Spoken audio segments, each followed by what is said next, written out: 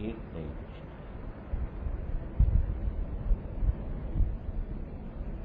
कई चीजें बड़ी विलक्षण है। इसीलिए हमने कल कहा था कि भाई ये वेदांती लोगों को पक्का करना चाहिए कि जो है वह शुद्ध ब्रह्म प्रतिफलित हो रहा है अंतःकरण में, कि जो है वह ईश्वर तत्व है। यदि ये शुद्ध ब्रह्म प्रतिफलित हो रहा है तब तो तम पदार्थ के शोधन से काम चल सकता है। हम पदार्थ के शोधन से पहुंच जाएगा एकता की, पर पूरे वेदांत में एकता है, सांख्य में नहीं है। सांख्य में नहीं है, पर वेदांत में जो है वह अब विराट के साथ क्यों एकत्र करना, हिरण्यगर्भ के साथ क्यों एकत्र करना, ईश्वर के साथ क्यों एकत्र करना, और तत् की उपाधि का निरसन क्यों करना, तुम की उपाधि का निरसन क्यों करना है? क्योंकि शुद्ध ब्रह्म में जो है मन कल्पित है और उसमें जो है प्रतिफलित है। एक प्रतिफलन है, जीव भाव है। उपाधि का निरसन कर दिया, उपाधि का निरसन कर दिया तो ब्रह्म ही रहा। तो ये वेदांत में एक गंभीर विषय समझना पड़ेगा, बिना इसके कैसे। तो कुछ ऐसी चीजें हैं वेदांत में जिसके तरफ ध्यान नहीं जाता है, उसको हमने कल ध्यान दिलाया। कल उसको ध्यान दिलाया कि क्या। दूसरी ये है कि आखिर परोक्ष ज्ञान, इतने काल से हम लोग लगे हुए हैं, परोक्ष ज्ञान में तो कोई कमी है ही नहीं। अपरोक्ष का भी जो है वह भ्रम भी बहुत बार होता है। अरे अहम ब्रह्मास्मि, ये बहुत बार बुद्धि अपने को समझ में आ जाता है कि हमने समझ लिया है? पर ये आपात ज्ञान है, इसका भी साक्षी यही है। ये भी साक्षी जो है वह सदृश्य आपात ज्ञान। इस आपात ज्ञान से ऊपर उठना पड़ेगा। इसके माध्यम से कई चीज ऐसी आएगी जिसको आपको वेदांत में आपकी दृष्टि में आ जाए। ओम पूर्णमदः पूर्णमिदं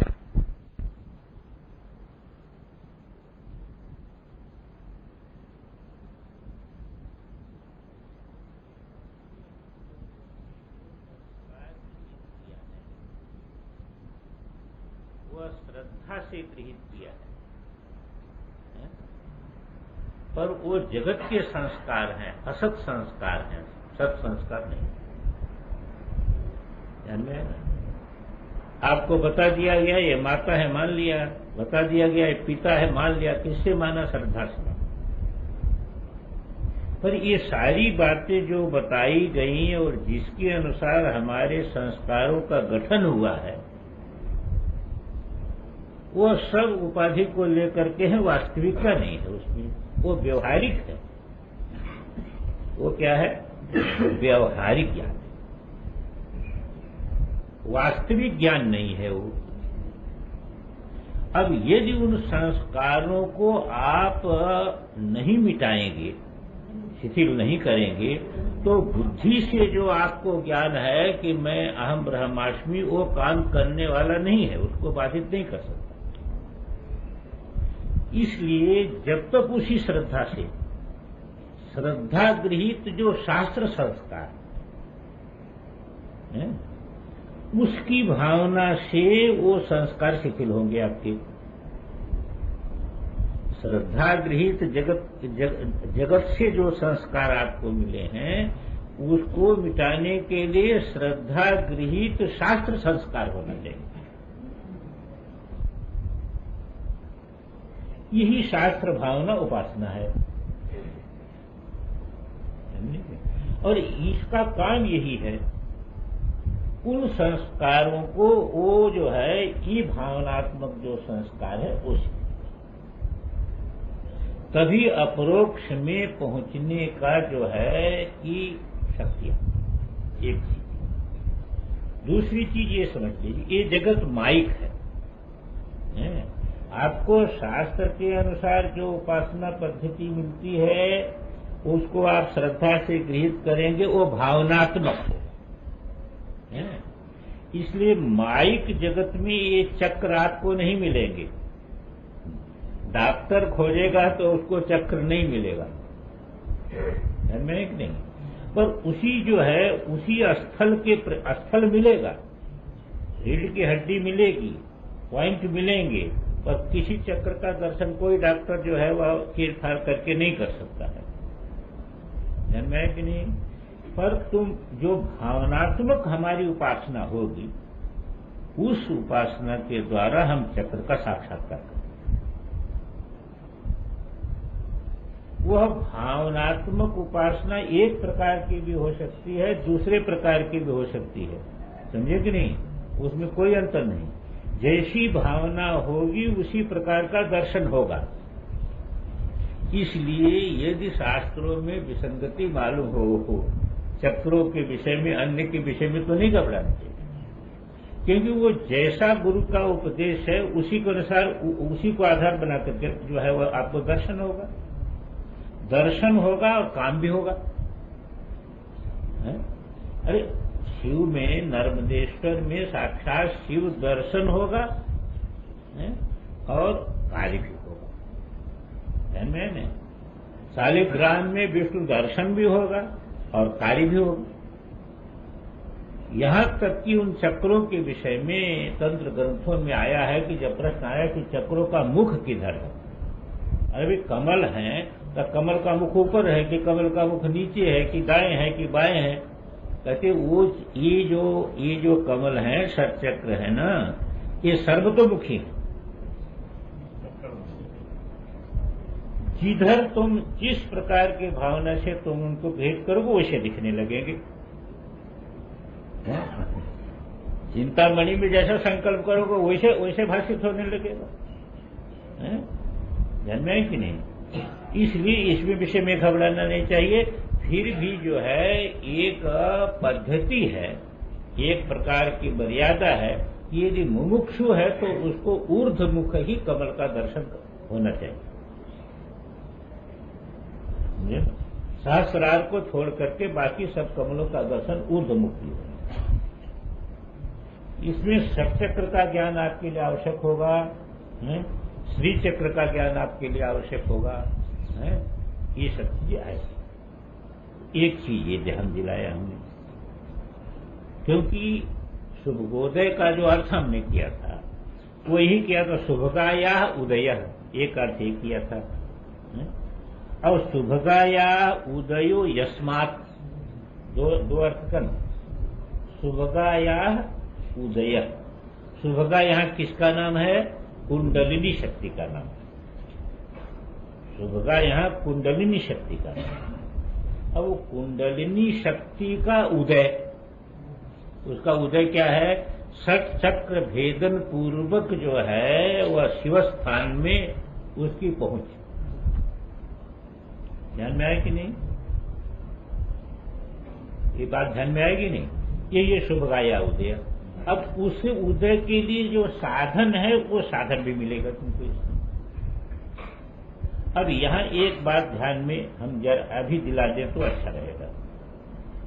योग के अनुसार जब आप षटचक्र का भेदन करते हैं तो चक्रों का संबंध जो है वह पृथ्वी इत्यादि पंचभूतों से है कि नहीं? उन्हीं का तो जो है वह भेदन होता है। अब आप ये विचार करके जरा देखिए, आपके वेदांत प्रक्रिया के अनुसार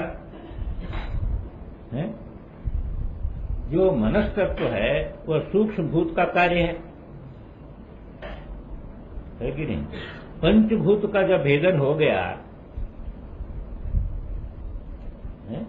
तो मनस्तत्व का भेदन हो गया कि नहीं?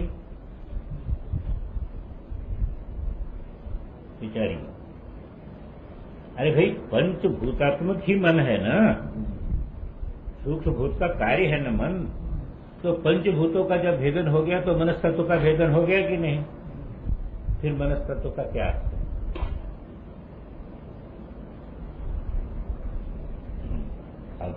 अब प्रक्रिया में विचार करो।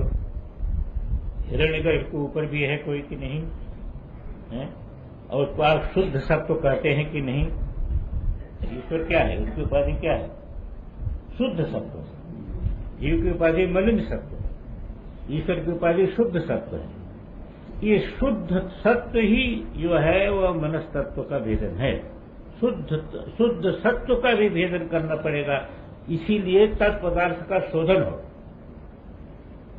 तत्पदार्थ के शोधन में शुद्ध सत्व उपाधि का भी आप भेदन करेंगे, ध्यान में है कि नहीं? शुद्ध सत्व का भेदन करेंगे तो मन है। देखो मन का, देखो सत्व क्या है?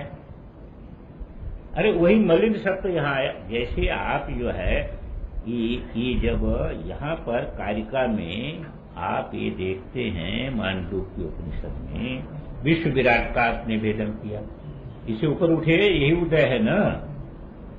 और जो है तेजस हिरण्यगर्भ से आप ऊपर उठे। अब प्राज्ञ की क्या उपाधि है और ईश्वर की क्या उपाधि है? बोलिए। हाँ, बस यही है ना, मलिन सत्व शुद्ध सत्व, ध्यान में है कि नहीं? इसका भेदन किए बिना तुरीय में कैसे जाएंगे आप?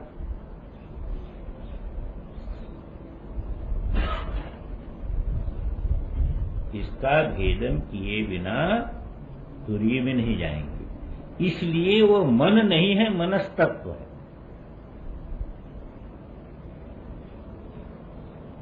ध्यान में आए ना? उसको जरा ध्यान में रखिए, ये जरा दृष्टि रखिएगा, आगे आएगा तो ऐसा बताएंगे। तो यहां पर जो कारिका में भेदन है, इसीलिए नहीं तो पंचभूतों का जब भेदन हो गया तो जरा विचार करके देखिए, हैं? जो मन हम लोग के पास है वह कैसा है? ये पंचभूतात्मक है। लेकिन आपकी जो प्राज्ञ की उपाधि है वो पंचभूतात्मक नहीं है। प्राज्ञ की उपाधि भी पंचभूतात्मक नहीं है, ईश्वर की उपाधि भी पंचभूतात्मक नहीं है। हिरण्यगर्भ की उपाधि पंचभूतात्मक है, सूक्ष्म पंच महाभूत। विराट की उपाधि जो है स्थूल पंच महाभूतात्मक है समष्टि में। लेकिन ईश्वर की उपाधि का पंचभूत से कोई संबंध नहीं है। और प्राज्ञ की उपाधि का पंचभूत से कोई संबंध नहीं है। और प्राज्ञ ईश्वर जो है, ईश्वर अभिन्न प्राज्ञ को भेदन किए बिना आप तुरीय में नहीं जा सकते हैं। इसलिए षट चक्र में 5 जो ये भूतात्मक चक्रों के भेदन के बाद जो मनस्तत्व का भेदन है वो आगम के अनुसार जो है आपका उस शुद्ध सत्व का। हाँ, आज्ञा चक्र में जो भेदन है ना, आज्ञा चक्र में भेदन वह है, वह इस सामान्य मन की बात नहीं है। बहुत चीजें ऐसी हैं जिसको मैं बार बार पहले से भी संकेत करता हूं। अरे कह दिया परमेश्वर सच्चिदानंद है, पर सत्य के विषय में क्या अनुभूति आपकी है? वस्तु देख करके आप कहते है? चित्त के विषय में क्या अनुभूति है? जहां विशेष प्रतिफलन है वहां आप चित्त कहते हैं। ये उनको हमने बताया, वो आए थे ना। अरे हमने कहा ये पराशर, ये आप बुद्धि का विषय आपका नहीं बन सकता है जिसके विषय में आप बुद्धि लगाना चाहते हैं। आप बुद्धि लगाना, आप चाहते हैं बुद्धि का विषय बनाना, पर सच्चिदानंद को आप बुद्धि का विषय नहीं बना सकते। आप समझ सकते हैं भले ही, आनंद के विषय में आपके क्या अनुभूति? आनंद में कोष की आपको अनुभूति है? पर जब सच्चिदानंद हम जो है वह स्वरूप के विषय में सच्चिदानंद कहते हैं तो इन शब्दों का कहाँ क्या अर्थ? इन शब्दों का अर्थ कोई घटेगा? तो इसलिए उतनी बात ध्यान में रखना, उतनी बात आप ध्यान में रखना। अब एक चीज और निर्देश करके तब श्लोक में पढ़ता। अथवा तो ब्रह्म जिज्ञासा, किसकी जिज्ञासा है? ब्रह्म की जिज्ञासा है ना। जन्माद्य से अतः किसका लक्षण है? ब्रह्म का लक्षण है। अब किस ब्रह्म का लक्षण है? जिस ब्रह्म की जिज्ञासा है उस ब्रह्म का लक्षण है कि जो है विशिष्ट ब्रह्म का लक्षण। जिज्ञासा आपकी निर्विशेष की है? तो निर्विशेष का क्या लक्षण होगा? इसलिए सविशेष के विशेष में पहुंचाने की श्रुति की कल्पना है। इसलिए जो है वह क्या है कि अभिन्न निमित्तोपादान कारण कौन है? सीधे कहो ब्रह्म है। ध्यान में है कितनी ब्रह्म। और क्या कहेंगे? अभिन्न निमित्तोपादान जगत का कारण कौन है? कौन है? ब्रह्म है। ध्यान में नहीं। अब आगम दृष्टि देखो, ये ब्रह्म जो है ना, ये जो जिसको आप ब्रह्म कर रहे हैं, आगम में इसका नाम है परम शिव या पराशक्ति।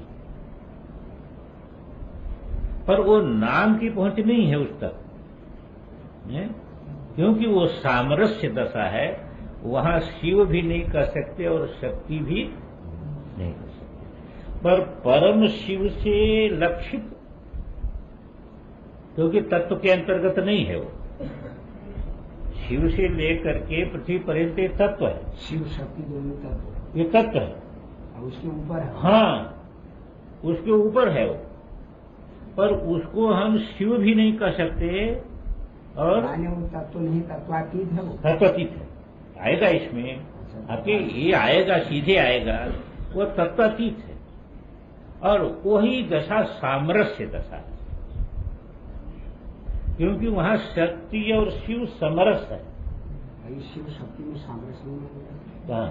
जिसको तत्व नहीं, उसमें सामरस्य नहीं है। सामरस्य तो सब में है। सामरस्य जितनी सृष्टि आएगी, जैसे देखिए हम कहते इस शरीर में भी माता है, पिता है। एक स्त्री शरीर बैठी, उसमें भी माता पिता है। तो सामरस्य तो आपको पूरी सृष्टि में व्यापक दिखेगा। दो सब। हाँ, पूरी सृष्टि में सामरस्य है। जितने बल्ब जल रहे हैं, ये सब का दो तारों से संबंध है। यद्यपि मूल विद्युत एक ही, दो तार से क्यों संबंध है? मूल बिंदु एक है, परंतु व्यवहारिक बिंदु दो है। अच्छा, ये बात हमको श्री चक्र बनाया जाता है, उसमें वो बताएंगे सर। 3 बिंदु अलग है, 4 बिंदु नहीं, 4 बिंदु वो अभी प्रसंग आएगा।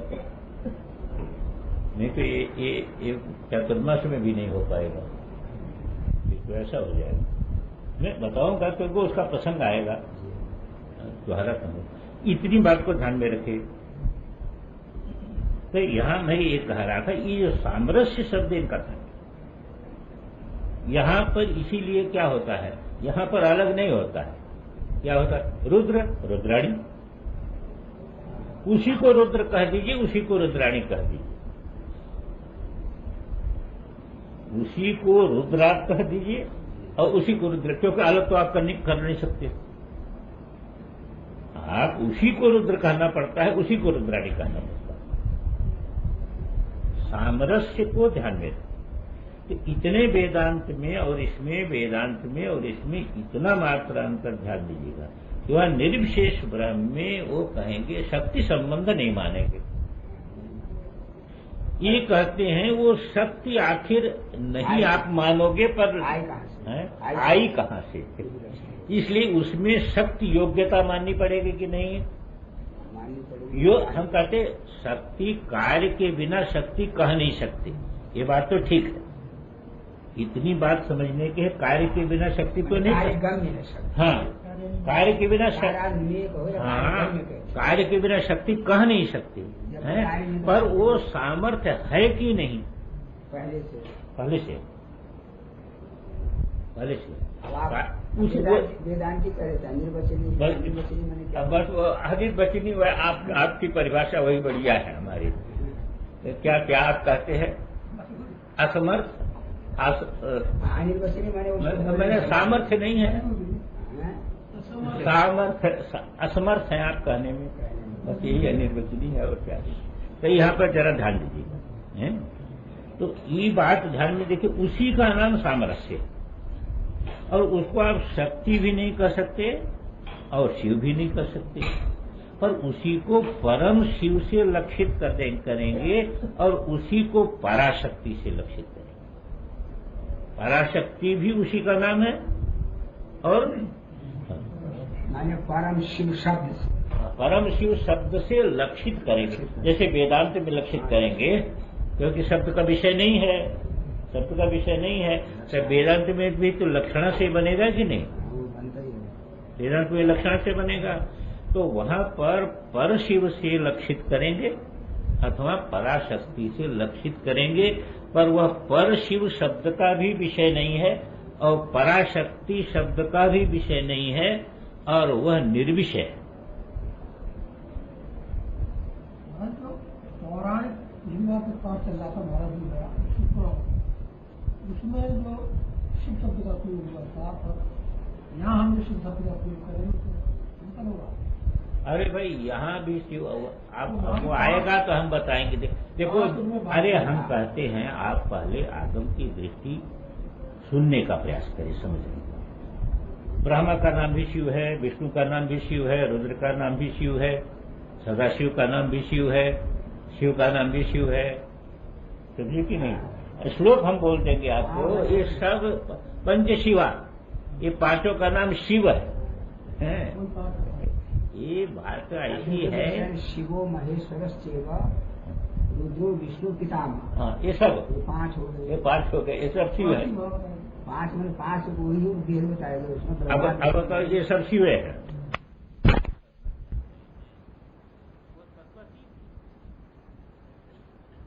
वो शिव शक्ति रूप नहीं है, वो सामरस्य है। और इसी श्लोक में हम आपको इसको बता देंगे कि कैसे। अब श्लोक देख लीजिए, तो सामरस्य को ध्यान में रखिएगा, जिसको आप ब्रह्म कर रहे हैं, वही ये सामरस्य रूप है, और वही महाबिंदु है। वह क्या है? महाबिंदु। जैसे हमने कहा विद्युत जो है ये महाबिंदु है, पर वो दो तार बिना जो है वो कोई काम होता नहीं है। वही अभिव्यक्त होगा दो बिंदु में, शिव और शक्ति बिंदु में। वही शिव शक्ति बिंदु में अभिव्यक्त होता, वही प्रकाश विमर्श बिंदु में अभिव्यक्त होगा, वही आपका अहम है। ये आपका अहम वहां पहुंचेगा, मूल में पहुंचेगा, तभी शुद्ध होगा, इसके पहले शुद्ध नहीं। प्रकाश विमर्श यही अहम है। अ है प्रकाश, अह है विमर्श, माने प्रकाश शिवरूप है, प्रकाश शिवरूप, हाँ, और विमर्श शक्ति रूप। अब ये दो बिंदु आ गया। अच्छा, इतना भी ध्यान रखिएगा, ये दो बिंदु आने पर भी, जैसे देखो है, जैसे दो बिंदु आ गया है, पर दो बिंदु आने पर भी ये नहीं समझना कि पृथक, जहां हम शिव कहेंगे वहां भी शक्ति है, और जहां हम शक्ति कहेंगे वहां भी शिव है, क्योंकि सामरस्य की व्याप्ति है। सामरस्य हाँ, सामरस्य है, सब जगह है, सामरस्य सब जगह है। इसीलिए पूरे विश्व में देख लीजिए, इसलिए बार बार हम कहते हैं जो स्त्री शरीर दिखता है उसमें भी पुरुष है, और जो पुरुष शरीर दिखता है उसमें भी स्त्री है, है कि नहीं? पर व्यवहारिक नाम भेद हो गया कि नहीं? स्त्री शरीर दिख रहा है उसमें भी पुरुषत्व है, तो वहां भी शिव शक्ति है, यहां भी शिव शक्ति है, आप पृथक नहीं कर सकते। सामरस्य को आप कहीं से हटा नहीं सकते पूरी सृष्टि में, ये चीज ध्यान में रखना। स्तुति प्रार्थना में कहीं कहीं शिव की प्रधानता से बोला जाता है, प्रधानता से बोले, यहाँ भी पुरुष बोलते हैं, स्त्री बोलते हैं, बोलते व्यवहार में तो बोलना पड़ेगा। अरे व्यवहार में किसी की प्रधानता करके बोल दीजिए, उससे कुछ नहीं बिगड़ता है, पर जो आप बोल रहे हैं शिव शब्द, वहां उसके अंदर भी शक्ति बैठी है, बिना शक्ति के बोल नहीं सकते आप उसको। शिव शक्त्या युक्तो यदि भवति है शक्ता प्रभवित। वर्णों में भी यही आएगा। अ से अह तक शक्ति है, अ से अह तक शक्ति है, और क से और ह तक जो है वह ये शिव है? शिव शक्त्या युक्तो यदि भवति। शिव शक्ति मानी शक्ति कौन है? अ से अ तक अंग। हाँ, स्वर स्वर है शक्ति। हाँ, स्वर है शक्ति और व्यंजन है जो है शिव। नहीं ऐसे है। अरे भाई शिव शक्त्या युक्तो इस श्लोक का अर्थ आप करेंगे नहीं। देखो वो जो है अ से अह तक ये शक्ति है और क से जो है कि अ में टीका हुआ कि अ क में टीका हुआ। अरे भाई शक्त्या युक्तो यदि भवति शिव जो है वो अ में टीका है। सुनिए भाई, आप इतने न इसको समझे ना, अ से युक्त हो करके ही आपको का उच्चारण कर ये बात ये तो शिव बोलेंगे।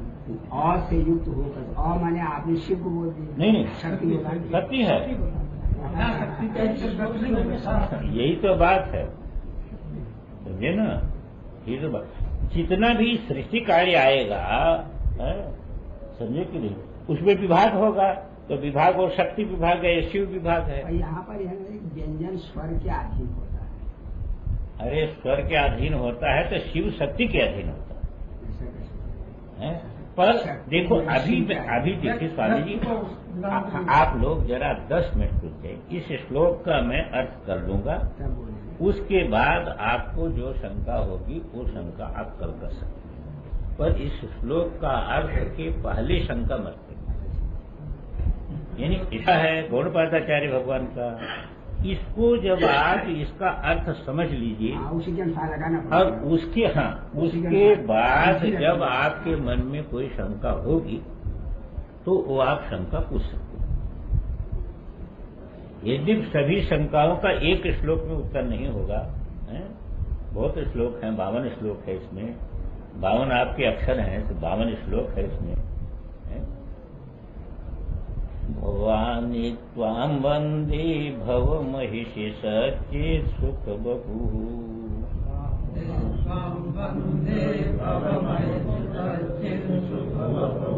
पराकारां देवीं अमृतलहरीं मैन्दवकलाम्।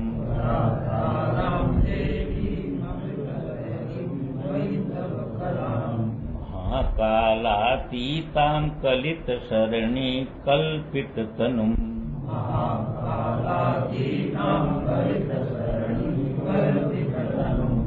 सुधा सिन्धोरन्तर्वसति मनिषं वासरमयीम्।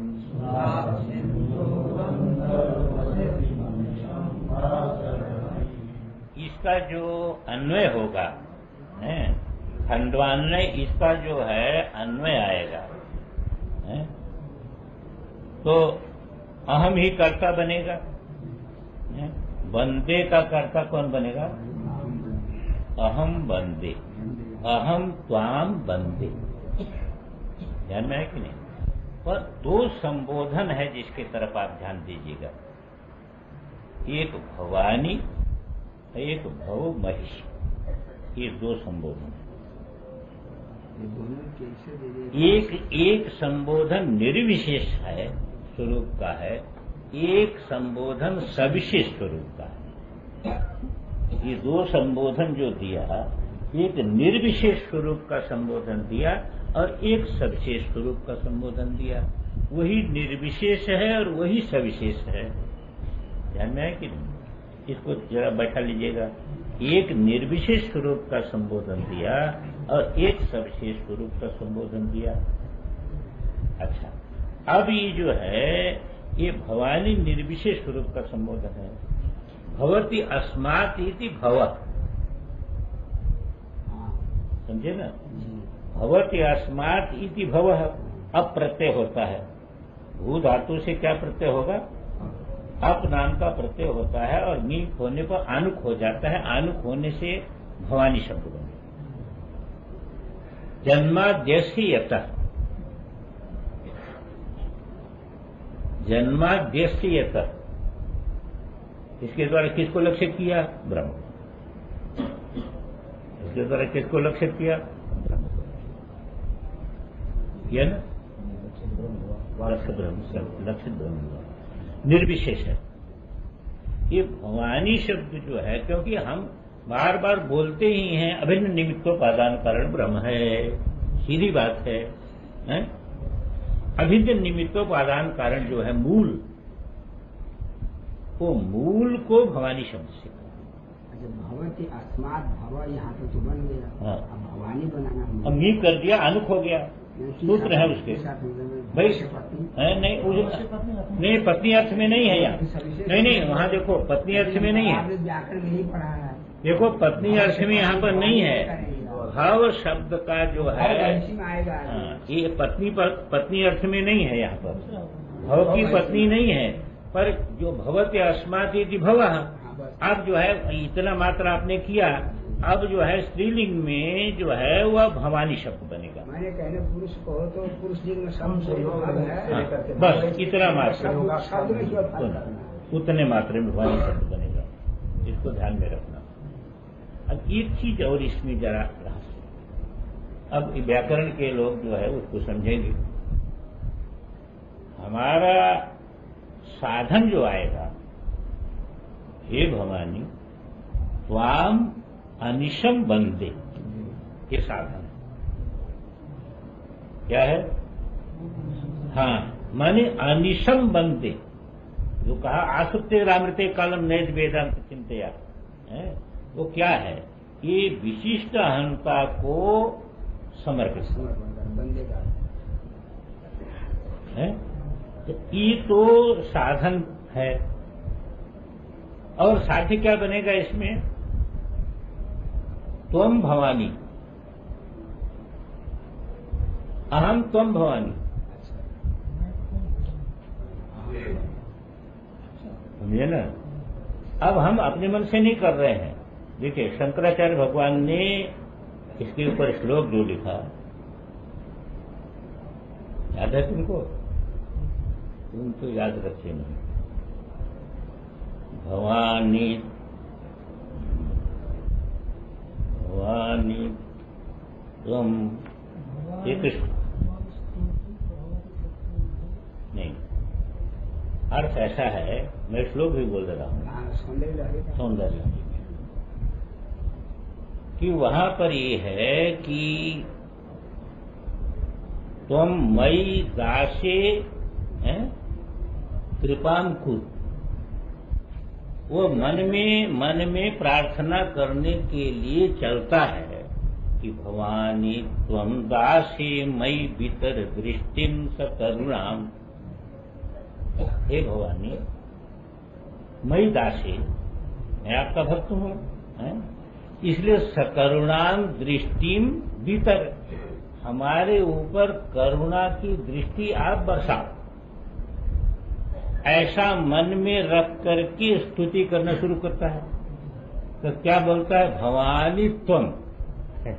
इतना बोला उसने कि देवी ने सोचा ये क्या प्रार्थना कर रहा है, तुम भवानी, मैं आपका स्वरूप होना चाहता हूं। भवानी को क्रिया बना दो, वो है ना जो प्रकार क्या बने भवानी, ये हो जाएगा, भवानी बन जाएगा। तुम भवानी, देवी ये समझ लेती है कि ये कह रहा है कि तुम भवानी, मैं तुम्हारा रूप होने जा रहा हूँ, तुम्हारा रूप होना चाहता हूँ। और इतना भवानी तुम इतना सुनते ही भवानी रूप हो गया। बस वो तदा साहित्य पदवी उसने साहित्य पदवी दे दिया। मुकुंद ब्रह्मेंद्र स्फुट मुकुट नीराजित पदम पदाम साहित्य पदवी। तो देखो इसका जो इसके अंदर गर्भित सार है उसको शंकराचार्य भगवान जो है किस रूप में कि ये तो प्रार्थना करने को होगा, और वहां पर क्या हो गया, देवी ने अपना स्वरूप प्रदान कर दिया कि ये कह रहा है कि तुम भवानी, तुम बन जाओ, तुम्हारा स्वरूप बन जाओ। तो लक्ष्य क्या हो गया? तुम भवानी।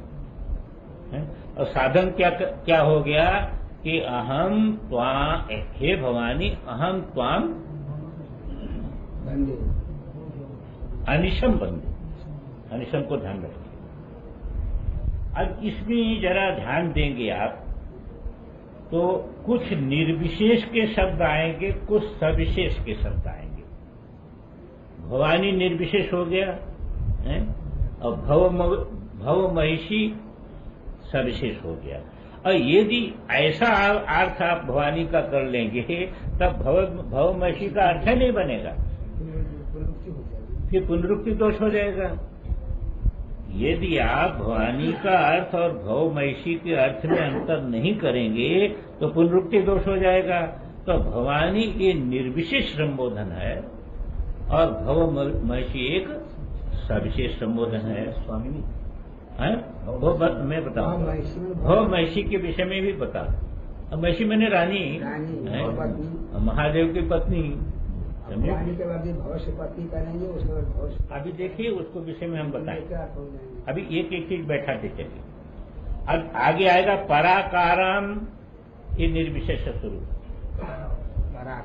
हाँ, स्थानतोपि जो ब्रह्मसूत्र, हाँ स्थानतोपि उपाधि होने पर भी जो है उसका स्वरूप क्या है, निर्विशेष ही है। पराकारम निर्विशेष आ जाएगा, देवीम सविशेष आ जाएगा, देवीम सविशेष, अमृत लहरी में सविशेष आ जाएगा। वैंदव कलाम निर्विशेष है, ये हम बताएंगे कैसे निर्विशेष। वैंदव कलाम जो है हम बताएंगे निर्विशेष कैसे, ये निर्विशेष है। महाकालातीतम निर्विशेष है, ध्यान में आएगी नहीं। कलित सरणी कल्पित तनुम ये सविशेष है, कलित सरणी वो अर्थ तो हम करेंगे पर ये सविशेष है। सुधा सिंदूर अरंतर बसत ये सविशेष है, समझे कि नहीं। और बासरमय में ये भी सविशेष है। सच्चिद सुख बपू, इसको सविशेष निर्विशेष में दोनों में लग सकता नहीं, निर्विशेष में भी लग जाएगा, सविशेष में भी हम बताएंगे। अभी से इतने बैठाइए, स्वामी जी जरा जल्दी कर देते हैं, पर इसको निर्विशेष में भी हम लगा के आपको बता देंगे, सविशेष में भी लगा देंगे। तो एक खंडान्य हो गया कि नहीं कि हे भवानी हे भव महिषी। अब भव महिषी में देखिए जो महिषी शब्द है, मह तो किस धातु में है, मह पूजायाम है, वह पूजायाम यही धातु है ना। और उसे क्या प्रत्यय होता है जानते हैं, तिशच नाम का प्रत्यय होता है, तिशच। और सूत्र खोज लीजिएगा भाई, आप सूत्र नहीं बताएंगे। तिशच नाम का प्रत्यय हो जाता है, नीप हो जाता है भव महिषी है। अब यहां पर एक चीज ध्यान दीजिएगा, सीधी अर्थ कर दीजिए कि महादेव की जो है रानी सविशेष हो गई, सविशेष ब्रह्म महादेव हैं। अब यहां शक्ति के विषय में ध्यान करिए, आपके ब्रह्म का, आपके परमेश्वर का जो भी पूजन है, जो भी महिमा है, वो किससे है? शक्ति से। बोलो किससे है? शक्ति नहीं तो क्या महिमा है ना, महिमा किससे है? शक्ति से है। पर शक्ति का आश्रय कौन है? शिव है। वह महिमा किसके लिए है? शिव के लिए है। महिमा शिव के लिए है। शक्ति से सब काम होता है। देखो ये शक्ति का त्याग देखो, अपने यहाँ की परंपरा जो आज तक जो परंपरा स्त्री समाज में है वो क्यों है? पुत्र उत्पन्न हुआ है, गर्भ में धारण किया है पत्नी ने, पालन पोषण किया उसने, सारा कुछ किया और कहा कि जो है अब कोई उसका नाम नहीं ले। स्कूल में नाम लिखा है मुक्तिलाल का लड़का। देखो इसी से समझना चाहिए, मूल में शक्ति का इतना बड़ा त्याग है। आप देख लो सांख्य योग में प्रकृति किसके लिए है? अपना कोई प्रयोजन ही नहीं उसको, मुक्ति मुक्ति मुक्ति दोनों उसी की है। अपना कोई प्रयोजन नहीं, ये जो परंपरा चली है अपने यहाँ, ये ऐसे ऊपर से नहीं चली है, दासी परंपरा, समझे ना। शक्ति अपना अस्तित्व ही अलग नहीं मानती है। आज तक की परंपरा में शक्ति अपना अस्तित्व नहीं मानती है, और सारी शोभा शक्ति से होती है, सारा कार्य शक्ति से होता है। यश जो है वह शक्तिमान को मिलता है। तो ये जो भवमहिषी है, ये भवमहिषी की जो है जो पूजापना इसमें है, जो रानीपना है, किसके लिए है? इसी के लिए हम कहते हैं, एक बार जो है ऐसा हुआ कि चित्रकूट में, स्वामी जी चित्रकूट में लक्ष्मण गए थे जो है कंदमूल लेने के लिए, और राम जी सीता जी बैठे। राम जी ने कहा सीता से कि आज लक्ष्मण की कुछ परीक्षा करनी है। कहा लक्ष्मण की क्या परीक्षा करनी है? अरे कहा भाई परीक्षा माने उसके महिमा का मंडन।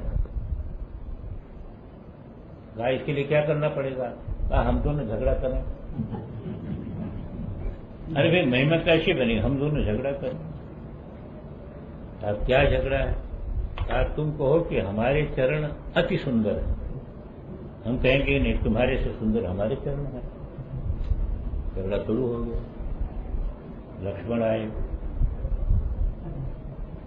कहा राम जी ने कहा लक्ष्मण जो है देखो तुम दोनों इसके चरणों की भी सेवा करते हो, हमारे चरणों की भी सेवा करते हो, तुम निर्णय कर सकते हो। ये कहती है कि इसके चरण अति सुंदर हैं, मेरे चरण से सुंदर हो जाएंगे इसके चरण। लक्ष्मण ने कहा महाराज हमको आप लोग संकट में मत डालो, हम सेवक हैं। कहा नहीं। सीता जी ने कहा नहीं लक्ष्मण तुमको ही निर्णय करना पड़ेगा। लक्ष्मण जानकी के चरणों के पास गए और प्रणाम किया। कहा ये चरण अति सुंदर हैं, इससे सुंदर कोई चरण हो ही नहीं सकता।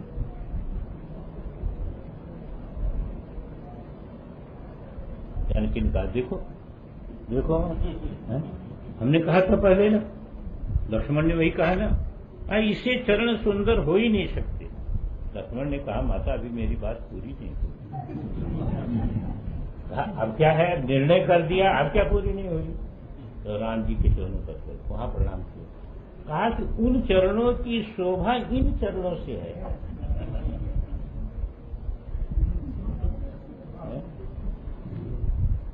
उन चरणों की शोभा, ये भवमहिषी जो है ना, यहाँ पर शक्ति तत्व को समझना चाहिए। शक्ति तत्व हमेशा, शक्ति तत्व से ही शिव का वैभव है, और शक्ति तत्व का त्याग इतना बड़ा है कि वह अपना अस्तित्व ही नहीं रखा उसने। हाँ शिव का